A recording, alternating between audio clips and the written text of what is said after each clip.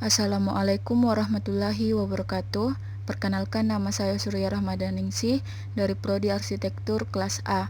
Saya akan menjelaskan analogi pada teori arsitektur, paradigma dalam arsitektur, dan konsep dalam arsitektur. Teori. Teori adalah ungkapan umum apakah arsitektur itu, tujuan yang dicapai, dan bagaimana cara terbaik untuk merancang. Sebagian besar perancangan arsitektur merupakan kegiatan merumuskan daripada kegiatan menganalisis dengan memadukan bermacam ragam unsur dalam cara-cara dan keadaan-keadaan baru, sehingga hasilnya tidak semuanya dapat diramalkan. Teori dalam arsitektur mengemukakan arah tapi tidak dapat menjamin hasilnya. Dalam menganjurkan cara-cara khusus untuk memandang arsitektur, para ahli teori seringkali mendasarkan diri pada analogi. Analogi adalah persamaan atau penyesuaian antara dua benda atau hal yang berlainan. Menurut Keith J. Holyoak dan Paul Taggart dalam Zarsar 2008, analogi dapat digunakan dengan bermacam cara. Salah satunya adalah sebagai alat komunikasi seseorang dalam mengekspresikan pemikirannya secara tidak langsung. Analogi adalah salah satu pendekatan bentuk yang digunakan dalam desain arsitektur. Dalam bukunya Design in Architecture, Geoffrey Broadbent mengatakan bahwa mekanisme sentral dalam menerjemahkan analisa-analisa ke dalam sintesa dalam analogi. Pernyataan ini maksudnya adalah bahwa pendekatan analogi bukan hanya sekedar menjiplak bentuk objek alam yang dianalogikan, tapi diperlukan proses-proses analisis dan merangkainya sehingga menghasilkan bentuk baru yang masih memiliki kemiripan visual dengan objek yang dianalogikan. Hal yang penting dalam analogi adalah persamaan antara bangunan dengan objek yang dianalogikan. Persamaan di sini bukan berarti benar-benar serupa dengan objek dan hanya diperbesarkan ukurannya saja, tapi yang dimaksud adalah persamaan berupa pesan yang disampaikan. Pendekatan analogi dibagi menjadi 3, yaitu analogi personal, analogi langsung, analogi simbolik. Analogi personal. Analogi secara personal berarti sang arsitek membayangkan dirinya sendiri sebagai bagian dari permasalahan dalam desain arsitektur. Contohnya, apabila ia membayangkan dirinya sebagai bangunan yang menghadap ke suatu arah tertentu, bagaimana cahaya matahari yang diterimanya. Contohnya pada Eiffel Tower di Paris dan Rothschild Chapel yang didesain oleh Le Corbusier. Analogi langsung. Analogi langsung merupakan analogi yang paling mudah dipahami oleh orang lain. Dalam analogi ini, arsitek menyelesaikan permasalahan dalam desain dengan fakta-fakta dari berbagai cabang ilmu lain yang sudah diketahui secara umum. Misalnya, seperti pengaturan cahaya pada bangunan yang menggunakan prinsip kerja diafragma pada mata. Contohnya pada bangunan John Wilkes Building, Forum Building, Cottbus Library, Britney Stadium, dan lain-lainnya. Analogi simbolik. Pada analogi simbolik, arsitek menyelesaikan permasalahan dalam desain dengan memasukkan makna tertentu secara tersirat. Analogi ini merupakan bentuk analogi secara tidak langsung. Unsur-unsur yang dimasukkan dapat berupa perlambangan terhadap sesuatu, metodologi lokal, atau simbol lainnya. Contohnya pada rumah tradisional Bali dan juga Mochwitz Communication Tower. Terdapat 9 jenis analogi pada arsitek. Pertama, analogi matematika. Kedua, analogi biologis. Ketiga, analogi romantik. Keempat, analogi linguistik. Kelima, analogi mekanik. Keenam, analogi pemecah masalah. Ketujuh, analogi ad hocis. Kedelapan, analogi bahasa pola. Kesembilan, analogi dramaturgi. Analogi matematika. Beberapa ahli teori menganggap bahwa bangunan-bangunan yang dirancang dengan bentuk-bentuk murni, ilmu hitung, dan geometri akan sesuai dengan tatanan alam semesta dan merupakan bentuk yang paling indah. Analogi matematis adalah analogi yang berdasarkan pada ilmu hitung dan geometri dalam pengambilan keputusan dalam arsitektur. Salah satu contohnya adalah unit habitation di Prancis. Unit habitation adalah blok perumahan 18 lantai di Marseille, Prancis, yang diekspresikan penginapan keluarga urban yang ideal oleh Le Corbusier. Selesai pada tahun 1952. Itu adalah mixed use vertikal masyarakat dengan lantai belanja setengah jalan dan fasilitas umum lainnya berada di atap. Bangunan ini berbentuk geometri dengan bentuk dasar kubus menggunakan sistem proporsi yang dikembangkan oleh Le Corbusier. Analogi biologis. Analogi biologis adalah analogi yang berdasarkan pada pemahaman dan pertimbangan biologis. Analogi ini menghasilkan dua bentuk teori arsitektur, yaitu organik dan biomorfik. Bentuk organik bersifat sangat umum dan memusatkan perhatian pada hubungan antar bagian bangunan atau antara bangunan dan ronanya. Sedangkan bentuk biomorfik bersifat lebih khusus dan memusatkan perhatian pada proses pertumbuhan dan kemampuan pergerakan yang berkaitan dengan organisme. Salah satu contohnya yaitu Falling Water House di Amerika Serikat. Falling Water adalah rumah yang dirancang oleh seorang arsitek bernama Frank Lloyd Wright pada tahun 1935 di daerah pedesaan Southwestern Pennsylvania, 43 mil Pittsburgh.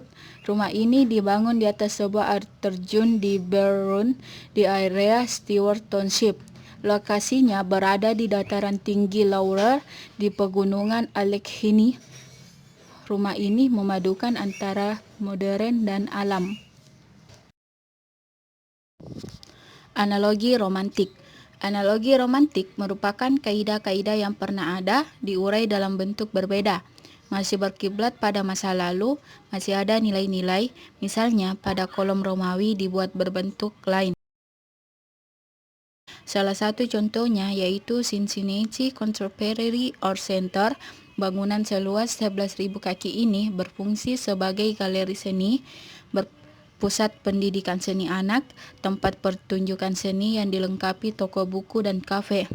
CCAC memiliki analogi romantik karena bentuknya yang dinamis seperti puzzle dengan perbedaan level. Tingkat kompleksitas dan kontradiksi bangunan ini cukup tinggi dibanding sekitar. Hal ini merupakan salah satu indikator bahwa CAC bangunan postmodern.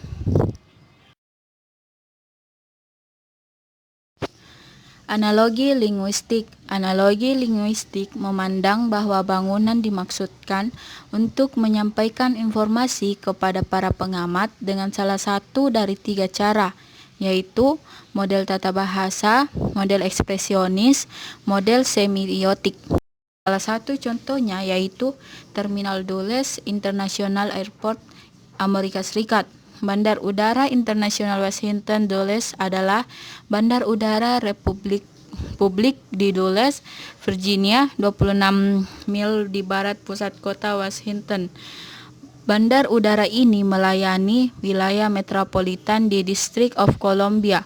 Bangunan ini dirancang dengan tujuan media penyampaian ekspresi arsitek mengenai suatu proyek. Analogi mekanik. Analogi mekanik adalah analogi yang menekankan pada mekanisme atau bekerjanya sebuah sistem. Yang menjadi perhatian adalah mekanisme yang ada di arsitektur, mekanisme gaya, pendayagunaan ruang ke ruang lain, mekanisme struktur, wujud, dan fungsi. Salah satu contohnya yaitu Villa Savoye. Villa Savoye adalah bangunan villa modern yang terletak di daerah pinggiran kota Paris, Poissy. Villa ini didesain oleh arsitek Le Corbusier dan dibangun antara waktu 1928 sampai 1931. Desain Villa Savoye ini memiliki pengaruh besar terhadap modernisme internasional. Analogi pemecah masalah. Analogi ini sering disebut sebagai pendekatan rasionalis, logis, sistematik, atau parametrik terhadap perancangan arsitektur. Metode pemecahan masalah beranggapan bahwa kebutuhan-kebutuhan lingkungan merupakan masalah yang dapat diselesaikan melalui analisis yang seksama dan prosedur-prosedur khusus dirumuskan untuk itu. Salah satu contohnya yaitu Jesolo Megica. Jesolo Megica dibangun oleh Zaha Hadid pada tahun 2010 sampai 2014. Berlokasi di Italia, bangunan tersebut diberi nama Jesolo Megica. Nama Jesolo diambil karena bangunan tersebut terletak di kota kecil Italia Jesolo. Sementara kata Megica karena bangunan tersebut berdiri sangat menakjubkan. Proyek futuristik ini merupakan pusat retail dan bisnis. Setiap mata yang melihat bangunan ini akan takjub, ditambah letaknya yang berada di gerbang pintu masuk kota. Analogi ad hocis dimaksudkan untuk menanggapi kebutuhan langsung dengan cara menggunakan bahan-bahan yang mudah diperoleh dan tanpa mengarah ke suatu tujuan atau cita-cita pedoman apa saja dapat dipakai untuk mengukur rancangan tersebut. Salah satu contohnya yaitu rumah adat Honai, Papua. Honai merupakan rumah adat Papua khususnya di bagian pegunungan, di mana bentuk dasar rumah Honai adalah lingkaran dengan rangka dari kayu dan berdinding anyaman serta atap berkerucut yang terbuat dari jerami. Analogi bahasa pola. Pendekatan tipologis atau pola menganggap bahwa hubungan lingkungan perilaku dapat dipandang dalam pengertian satuan-satuan yang digabungkan untuk membangun sebuah bangunan atau suatu rona kota. Salah satu contohnya adalah Evelyn Grace Academy di London. Evelyn Grace Academy adalah sekolah menengah non-selektif dalam program akademis Inggris di Brixton, London. Bangunan ini menghasilkan pola-pola alami divisi dalam ruang yang sangat fungsional yang memberikan masing-masing dari 4 sekolah yang lebih kecil identitas yang berbeda, baik secara internal maupun eksternal. Analogi dramaturgi. Dalam analogi dramaturgi, arsitek bertindak seperti dalang yang mengatur aksi dan menunjangnya. Lingkungan buatan dapat dianggap sebagai sebuah pentas panggung, manusia memainkan peran, dan bangunan-bangunan merupakan panggung perlengkapan yang menunjang pentas. Arsitek dapat menyebabkan orang bergerak ke suatu arah atau dari arah lain dengan memberikan petunjuk-petunjuk visual. Salah satu contohnya yaitu London Aquatic Centre. London Aquatic Centre adalah fasilitas dalam ruangan dengan 2 kolam renang 50 meter dan kolam menyelam 25 meter di Queen Elizabeth Olympic Park di Stratford, London. Bangunan ini terinspirasi dengan gelombang air dan karena itu tempat ini merupakan tempat penyelenggaraan perlombaan renang, penyelam, renang indah, dan polo air. Berikut tokoh analogi arsitektur. Pertama, Renzo Piano.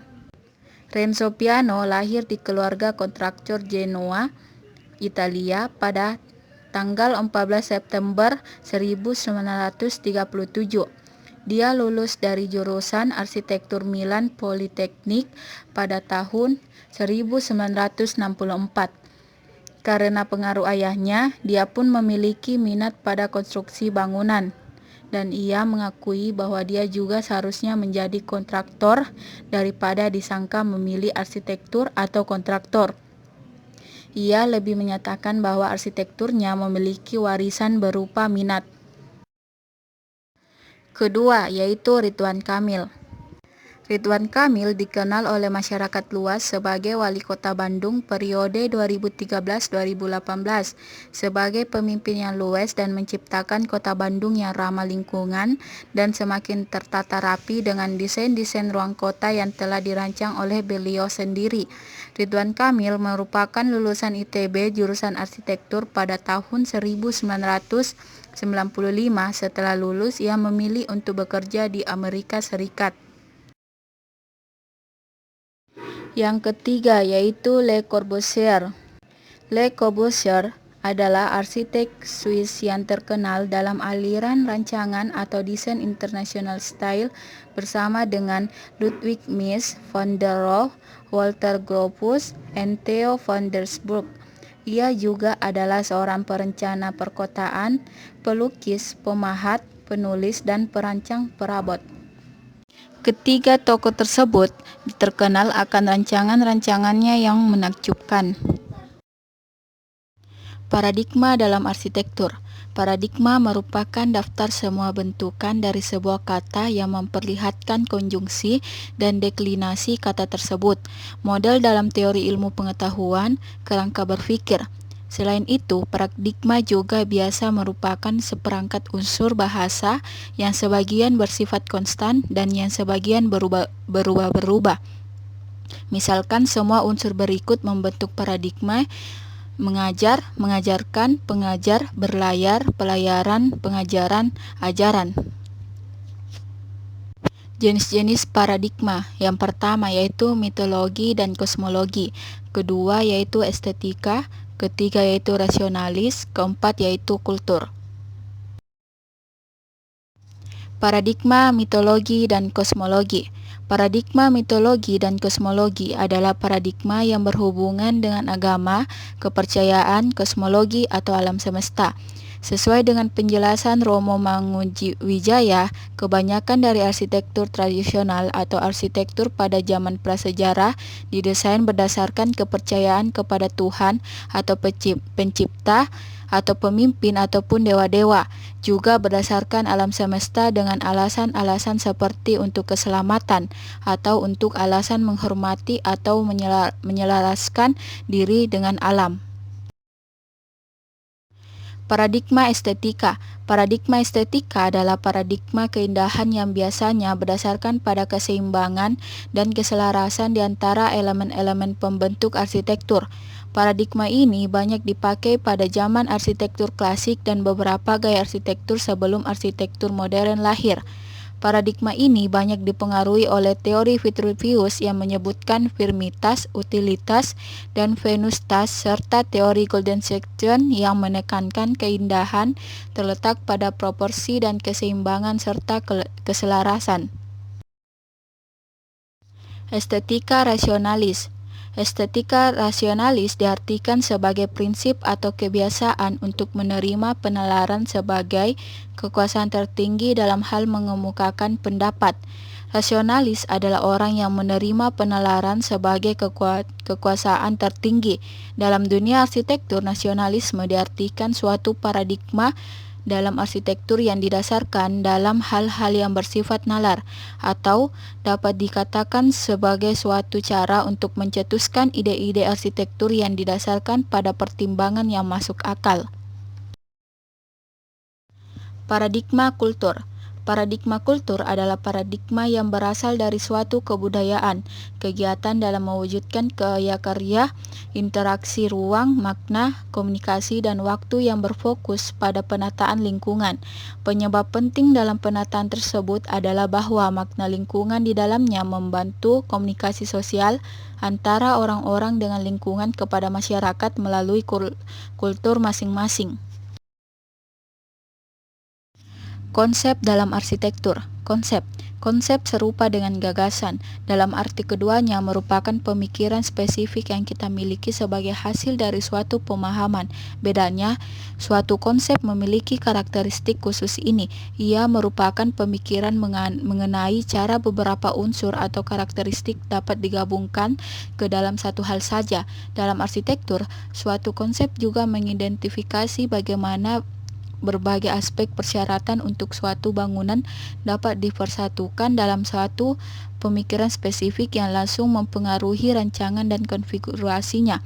Suatu konsep dalam arsitektur merupakan hal yang ambisius, hasil dari suatu upaya yang terpusat dan imajinatif untuk mempersatukan hal-hal yang tampaknya berbeda. Konsep analogi. Konsep analogi merupakan konsep yang berdasarkan pada kemiripan secara visual dengan sesuatu yang lain, bisa bangunan lain, hal-hal yang terdapat pada alam, maupun benda-benda hasil buatan tangan maupun pemikiran manusia. Desain analogi memerlukan penggunaan beberapa medium sebagai sebuah gambaran untuk menerjemahkan keaslian ke dalam bentuk-bentuk barunya. Dengan demikian, suatu desain akan mengalami transformasi analogikal ketika desain tersebut memiliki kriteria penggambaran tentang sesuatu hal. Hal ini dapat berupa benda, watak, ataupun suatu kejadian. Konsep metafora dan perumpamaan. Metafora atau kiasan mengidentifikasi hubungan antara benda dengan objek yang dipandang. Perumpamaan adalah metafora yang menggunakan kata-kata seperti atau bagaimana untuk mengungkapkan suatu hubungan. Metafora dan perumpamaan mengidentifikasi pola hubungan sejajar, sedangkan analogi mengidentifikasi hubungan kenyataan yang mungkin ditujukan untuk objek. Konsep esensi. Konsep esensi merupakan konsep yang mengambil hakikat dari permasalahan atau hal yang mendasar dan yang paling penting untuk desain tersebut. Konsep esensi juga tidak hanya memperhatikan fungsi dari seluruh aktivitas dalam bangunan, tetapi dikembangkan melalui pendekatan pragmatis. Konsep pragmatik. Konsep pragmatik merupakan konsep yang membuat bentuk sesuai fungsi dan kebutuhan susunan ruang tanpa memperhatikan bentuk atau tampak. Konsep yang dikembangkan seputar persoalan-persoalan yang diidentifikasi dari program suatu bangunan. Berikut penjelasan dari saya, kurang lebihnya mohon dimaafkan. Sekian dan terima kasih. Salam arsitektur.